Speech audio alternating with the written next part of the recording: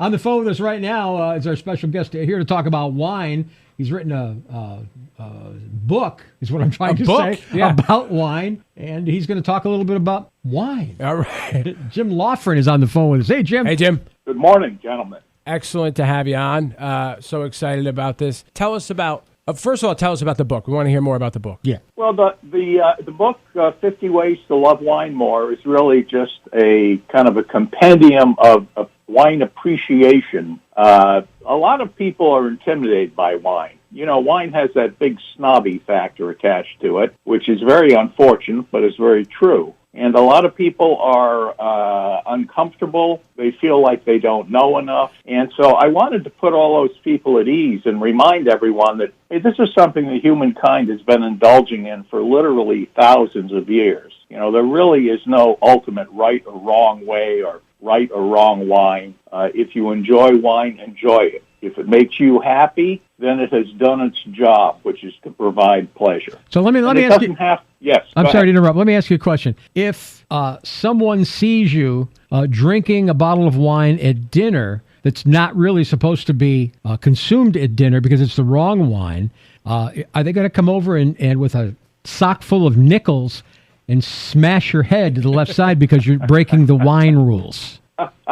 I think you need to find a new restaurant. I'll be honest with you. See, that's exactly my point. No one really cares. I mean, just enjoy yourself and have a good time. All right, let's talk about that. It's about what tastes good to you, and your palate's not the same as my palate. Even box wine? Well, let's not get carried away.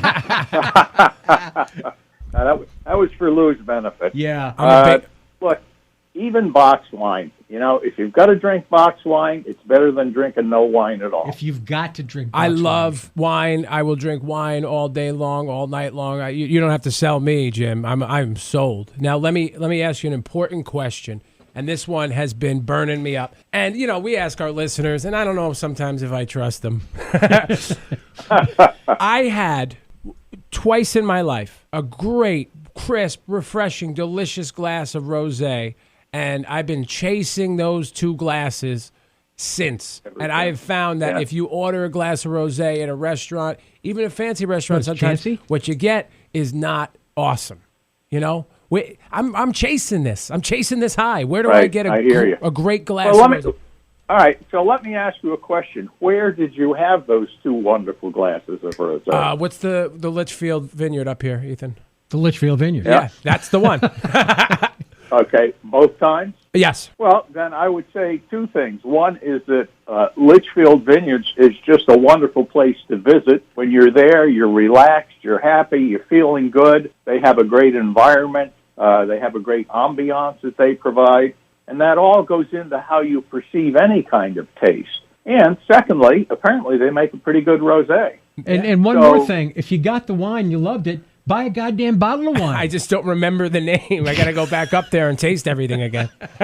Oh, poor guy. I know. Yeah, well, look, I kind of had a feeling that you were going to give me a straight talk answer. Like, well, if that's where you got it, you might as well go back there since it's awesome. Well, you know what I would do if I were you? I would call the winery up and ask them to send you a mixed case of all their rosés so you can find the one that you like so much. Love it. Love it. You know, one thing that's happening in this crazy time that we're living through with quarantining and so forth is that a lot of wineries are selling much more wine directly from the premises. And many of them are providing free shipping and good pricing. So really, if you know of a wine and you know the winery, I would give them a call and say, you know, send it on over, boys. Jim Laughren joining the show, wine expert. He's got the book out. What is the name of the book? Ethan doesn't seem to have his information in front of him. I have it right in front of me. The 50 Ways to Love Wine More. Oh, okay. 50 Ways to Love Wine. Now, in some of the materials that we got from you, we understand that we can learn how to outsmart the wine list. What does that mean? Yeah, what does that mean?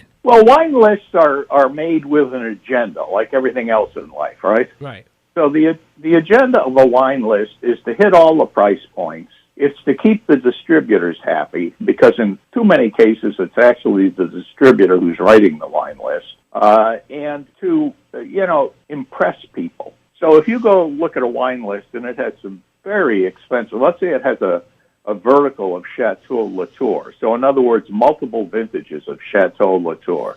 And they're all $1,500, $2,000 a bottle. The point is, they don't really expect to sell that stuff. It's just that it looks great on the list, and it's very impressive. So what you do with a wine list is, first of all, use the sommelier if they have one. Take advantage of this guy or girl, as the case may be. He or she has studied for years to get where they are. They know more about wine than most people are ever going to know. So pick their brain. Let them do the heavy lifting. Now that's that's the dude who wears the corkscrew around his neck, right? There you go. That's the one. Yeah. Yeah, that's what I always say. I always say, like, if you got a nipple question, you come to the nipple yay, which is me. Of course. There you go. Absolutely. Absolutely. You guys have this figured out already. You don't we're getting it. But I have another question. You're dining at a nice restaurant. You've looked at the wine list. You've picked your wine. They come, and the person who will order the wine usually is the one who gets to taste it. So they pour you a little sip. What in God's? I mean, I swish it around like I know what I'm doing. I smell it. Yep. Like I don't. Yep. Why am I smelling it? And then I taste it, and what am I going to? It tastes good. I go, okay, cool. There's only one reason. Okay, that whole ritual has one objective only. Yeah. And the objective is for you to determine if the wine is bad. Right. Not if it's wonderful and ethereal, not if you made a great choice, none of that. It's just, is the wine bad? So if you put it up to your nose and it smells like the bottom of your basement after a rainstorm, it's probably not a wine you're going to want to drink. Yeah, that's never happened to me. Well, good. You're lucky because it does yeah. happen. Or it smells like wet dog, or it smells like someone just struck a box of matches. What if you like the smell of wet dog? Well, if you like the smell of wet dog, then you should order another bottle. Have at it. Now, you know what? I can't believe it's taken me this long to get to this. So we found you through a channel that we haven't used in 12 to 13 years. Many years. And it's a national publication for folks in the industry where we can, gather up interviews. Right. And I'm getting the sense that you are both local and familiar with the show. Is that the case? Actually, I live in the great state of Maine, but I have only lived here for a year.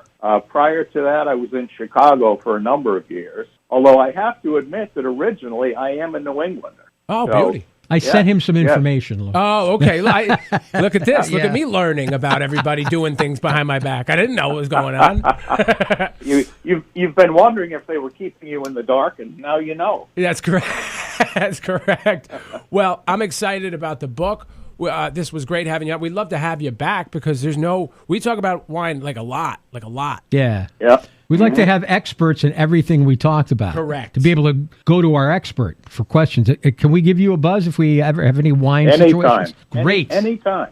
Jim Laughren, everybody I'm go available. I'm available to you guys at any time. So if you want a good recommendation, or you just want to chat, or you want to hear some crazy stories, or whatever the case may be, I'm happy to help you out. I like this guy. He's awesome. Ethan, let's plug that book. Come on, hit me. Okay, hold on. The book is called 50 Ways to Love Wine More. Jim Laughren, and you can get it, I would imagine, at Amazon or bookstores. Right, sure. Yes. Fantastic. Yes.